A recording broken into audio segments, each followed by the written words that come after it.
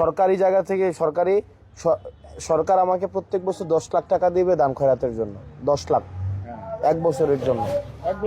এক বছরে মাত্র 10 লাখ। মানুষ আছে প্রায় 5 লাখ। এখন আপনি আমার বুঝেন, আমি এনেই দিতেছি 5 লাখ।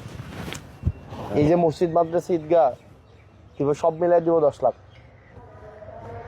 বুঝছেন? তো আপনি শোনেন, আপনি 5 লাখ টাকা, এর মাঝখানে কিছু আমার বড় ভাইয়ের টাকা আছে। ওই যে দেখলাম এখন কথা বললাম, উনি ফ্রান্স থাকেন, উনি কিছু টাকা দিবেন।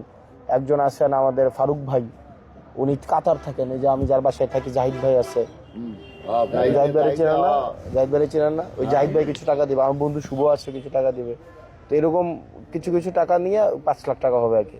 তো এই 5 লাখ টাকা আমি আপাতত দেই মারছি আপনাকে, আপনি কাজ শুরু করেন। আর আমি আমার লিমিটেশন আছে। আর এখানে তো ধরেন আরো অনেকে আছে না, সাব্বিরদের ঘরটা দেখছেন আপনি?